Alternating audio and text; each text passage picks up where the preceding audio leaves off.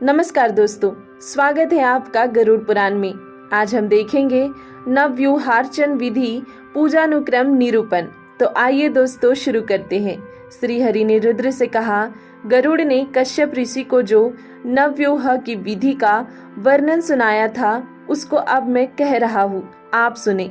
साधक सबसे पहले योग क्रिया के द्वारा जीवात्मा को मस्तक, नाभि और हृदय रूपी आकाश नामक तत्व से प्रविष्ट करे। तदंतर वह रम यानी इस अग्नि बीज मंत्र से पांच भौतिक शरीर का शोधन करे। उसके बाद वह यम यानी इस वायु बीज मंत्र से उस संपूर्ण शरीर के लय की भावना करे। तत्पश्चात वह लम इस बीज मंत्र से चराचर जगत के साथ उस विलीन हुए शरीर के संप्लावित होने की भावना करे। उसके बाद वह वम इस बीज मंत्र से पुनः स्वयं में अमर तत्व की भावना करे। तदंतर अमृत के बुदबुदों के बीज मैं ही पीताम्बरधारी चतुर्भुज भगवान श्री हरि हूँ ऐसा मानकर आत्म तत्व के ध्यान में निमग्न हो जाए। इसके बाद शरीर तथा हाथ में 3 प्रकार का मंत्र न्यास करना चाहिए। पहले द्वादशाक्षर बीज मंत्र से, तदंतर कहे गए बीज मंत्र से न्यास और बाद में षडंग न्यास करे। इससे साधक साक्षात नारायण स्वरूप हो जाता है। साधक दक्षिण अंगुष्ठ से प्रारंभ कर मध्यमा अंगुली पर्यंत न्यास करे। इसके बाद वह पुनः मध्य उंगली पर ही 2 बीज मंत्र से न्यास करके पुनः शरीर के विभिन्न अंगों पर न्यास करे। क्रमशः हृदय, सिर, शिखा, कवच, मुख, नेत्र, उदर और पीठ भाग से अगर न्यास करते हुए दोनों बाहु, दोनों हाथ, दोनों जानु और दोनों पैरों में भी न्यास करना चाहिए। तदंतर अपने दोनों हाथों को कमलवत आकृति प्रदान करके उसके मध्य भाग में दोनों अंगुष्ठियों को सन्निविष्ट करे। तत्पश्चात उसी मुद्रा आकृति में परम तत्व स्वरूप अनायमान सर्वेश्वर भगवान नारायण का चिंतन करे। इसके बाद इन्हीं बीज मंत्रों से क्रमशः तर्जनी आदि अंगुलियों में न्यास करके यथाक्रम सिर, नेत्र, मुख, कंठ, हृदय, नाभि, गुहम, जानुद्वय तथा पादद्वय में भी न्यास करना चाहिए। बीज मंत्रों से दोनों हाथों में न्यास तथा षडंग न्यास करके संपूर्ण शरीर में न्यास करना चाहिए। वह अंगुष्ठ से कनिष्ठा अंगुली तक 5 बीज मंत्रों से न्यास करे। इसके बाद हाथ के मध्य भाग में नेत्र के बीज मंत्र से न्यास करने का विधान है। अंग न्यास में भी इसी क्रम में हृदय भाग में हृदय, मस्तक में मस्तक, शिखा में शिखा, दोनों स्तन प्रदेश में कवच, नेत्र द्वय में नेत्र तथा दोनों हाथों में अस्त्र बीज मंत्र को अवस्थित करना चाहिए। तदंतर उन्हीं बीज मंत्र से दिशाओं को प्रतिबद्ध करके साधक पूजन की क्रिया प्रारंभ करें।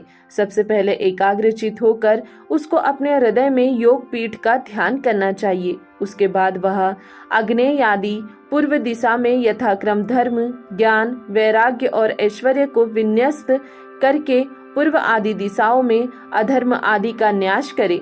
यथा अग्नि कोण में ओम धर्माय नमः, नैऋत्य कोण में ओम ज्ञानाय नमः, वायु कोण में ओम वैराग्याय नमः और ईशान कोण में ओम ऐश्वर्याय नमः, पूर्व दिशा में ओम अधर्माय नमः, दक्षिण दिशा में ओम अज्ञानाय नमः, पश्चिम दिशा में ओम अवैराग्याय नमः तथा उत्तर दिशा में ओम अनिश्चर्याय नमः कहकर न्यास करे। साधक इस प्रकार इन न्यास विधियों से आच्छादित अपने शरीर को आराध्य का पीठ और स्वयं को उसी का स्वरूप समझकर पूर्वाभिमुख उन्नत अवस्था में स्थिर होकर अनंत भगवान विष्णु को अपने में प्रतिष्ठित करे। तदंतर ज्ञान रूपी सरोवर में उत्पन्न ऊपर की ओर उठी हुई कर्णिका से युक्त अष्टदल कमल का ध्यान करे। तत्पश्चात साधक को ऋग्वेद आदि के मंत्र से सूर्य, चंद्र तथा अग्नि स्वरूप मंडलों का क्रमशः एक के ऊपर एक का ध्यान करना चाहिए। उसके बाद वह पूर्व आदि दिशाओं में भगवान केशव के पास ही अवस्थित विमला आदि शक्तियों को अष्टदल कमल पर विन्यास्त करके नवी शक्तियों को कर्णिका में स्थापित करे। इसी प्रकार ध्यान करके उस साधक को योग पीठ की विधिवत पूजा करनी चाहिए।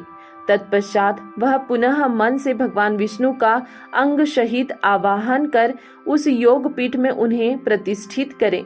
तदंतर पूर्वादि चारों दिशाओं में अवस्थित चतुर्दल कमल पर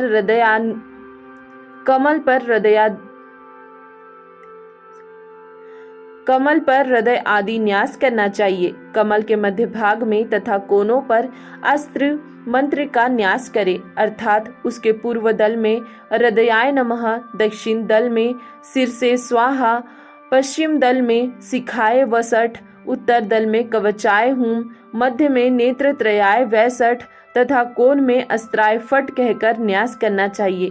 तत्पश्चात पूर्वादि दिशाओं में यथाक्रम शंकरशन आदि के बीज मंत्रों को विन्यस्त करने का विधान है। तदंतर वह पूर्व और पश्चिम दिशा के द्वार पर ओम वेंतेयाय नमः कहकर वेंतेय को प्रतिष्ठित करे। उसके बाद दक्षिण द्वार पर ओम सुदर्शनाय नमः, ओम सहस्त्राय नमः का उच्चारण करके 1000 अरों वाले सुदर्शन चक्र की वह स्थापना करे। तदंतर दक्षिण द्वार पर ओम श्रीये नमः मंत्र से श्री का न्यास करके उत्तर द्वार पर ओम लक्ष्मी नमः मंत्र से लक्ष्मी को प्रतिष्ठित करें। साधक को इसके बाद उत्तर दिशा में ओम गदाय नमः मंत्र से गदा, कोनों में ओम शंखनाय नमः मंत्र से शंख का न्यास करना चाहिए। तत्पश्चात उन विष्णु देव के दोनों ओर आयुधों का न्यास करना चाहिए। विद्वान साधक दक्षिण की ओर शारंग यानी धनुष तथा देव के बाई ओर इशु यानी बाणों का न्यास करे। इसी प्रकार दोनों भागों में खड्ग और चर्म का न्यास करे। तदंतर वह साधक मंडल के मध्य दिशा भेद के अनुसार पूर्व आदि दिशाओं में इंद्र आदि लोकपालों को प्रतिष्ठित करें और उनके आयुधों को भी स्थापित करें। उसके बाद विद्वान साधकों को ऊपर की ओर ओम ब्रह्मणे नमः मंत्र से ब्रह्मा तथा नीचे की ओर ओम अनंताय नमः मंत्र से अनंत देव का न्यास करना चाहिए। इस प्रकार साधक सभी देवों का न्यास एवं ध्यान करके उनकी पूजा करे और उनके सामने उनकी ही मुद्रा का प्रदर्शन करे। अंजलिबद्ध होना प्रथम मुद्रा है। इसके प्रदर्शन से शीघ्र ही देव सिद्ध हो जाती है। दूसरी वंदिनी मुद्रा और तीसरी मुद्रा हृदयाशक्त है। इस मुद्रा में बाएं हाथ की मुट्ठी से दाहिने हाथ के अंगूठे को बांधकर बाएं हाथ के अंगूठे को ऊपर उठाए हुए हृदय भाग से संलग्न रखना चाहिए। व्योम पूजा में मृत्यु भेद से इन 3 मुद्राओं को साधारण मुद्रा माना गया है। दोनों हाथों में अंगूठे से कनिष्ठा पर्यंत 3 उंगलियों को नवाकर क्रमशः उन्हें मुक्त करने से 8 मुद्राएं बनती है। दोनों हाथों के अंगूठों से अपने अपने हाथ की मध्यमा, अनामिका तथा कनिष्ठा अंगुलियों को नीचे की ओर झुकाकर जो मुद्रा बनाई जाती है उसको नरसिंह मुद्रा कहते हैं। दाहिने हाथ के ऊपर बाएं हाथ को उत्तान स्थिति में रखकर प्रतिमा के ऊपर धीरे धीरे घुमाने को वराही मुद्रा कहते हैं। भगवान वराह को सदा ही यह प्रिय है। दोनों मुट्ठियों को उत्तान रखकर क्रमशः एक एक उंगली सीधी खोलते हुए सभी को खोल दे। तदंतर उन सभी उंगलियों की पुनः मुट्ठी बांध ले। यह अंग मुद्रा कहलाती है। साधक को इन मुद्राओं का प्रदर्शन क्रमशः 10 दिक्पालों के लिए करना चाहिए। भगवान वासुदेव, बलराम, प्रद्युमन तथा अनिरुद्ध क्रमशः प्रथम, द्वितीय, तृतीय और चतुर्थ देव स्थान के अधिकारी देव हैं। साधक को ओम अम वासुदेवाय नमः मंत्र से वासुदेव, ओम आम बलाय नमः मंत्र से बलराम, ओम अम प्रद्युम्नाय नमः मंत्र से प्रद्युम्न तथा ओम अह अनुरुद्धाय नमः मंत्र से अनिरुद्ध की पूजा करनी चाहिए। ओमकार, तत्सम, हुम, सोम तथा भूह ये 5 क्रमशः नारायण, ब्रह्मा, विष्णु, नरसिंह और महावराह भगवान के बीज मंत्र है।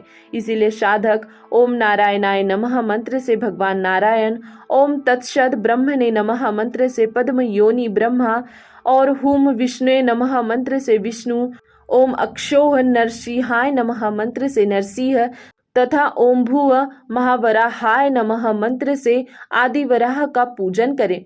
उपयुक्त इन 9 देवताओं यानी वासुदेव, बलराम, प्रद्युमन, अनिरुद्ध, नारायण, ब्रह्मा, विष्णु, नरसिंह तथा महावराह का वर्ण क्रमशः श्वेत, अरुण, हरिद्रावत, पित्त, नील, श्यामल, लोहित, मेघवत श्याम, अग्निवत पित्त एवं मधु पिंगल है। अर्थात वासुदेव श्वेत, बलदेव अरुण, प्रद्युमन हरिद्रावत पित्त, अनिरुद्ध नील, नारायण श्याम, ब्रह्मा रक्ताभ, विष्णु मेधवत श्याम, नरसिंह अग्निवत पित्त तथा वराह देव मधु पिंगल वर्ण की तेजस्वी आभा से सुशोभित रहते हैं। ओम कम टम पम सम बीज मंत्र से गरुड़, ओम जम खम बम बीज मंत्र से सुदर्शन, ओम शम चम फम शम बीज मंत्र से गदा देवी, ओम बम लम मम छम बीज मंत्र से शंख, ओम घम घम भम हम बीज मंत्र से श्री लक्ष्मी, ओम गम जम वम सम बीज मंत्र से पुष्टि, ओम घम वम बीज मंत्र से वनमाला, ओम दम शम बीज मंत्र से श्रीवत्स और ओम छम खम पम यम बीज मंत्र से कौस्तुभ मणि युक्त है। इसके अतिरिक्त मैं स्वयं अनंत विष्णु हूँ। ये सभी उस देव आदि देव विष्णु के अंग है। गरुड़ कमल के समान लाल, गदा कृष्ण वर्ण, पुष्टि शिरीष पुष्प रंग के समान आभा से समन्वित तथा लक्ष्मी सुवर्ण कांति से सुशोभित है। शंख पूर्ण चंद्र की कांति के समान श्वेत और कौस्तुभ मणि नवेदित अरुण के सदृश वर्ण वाला है।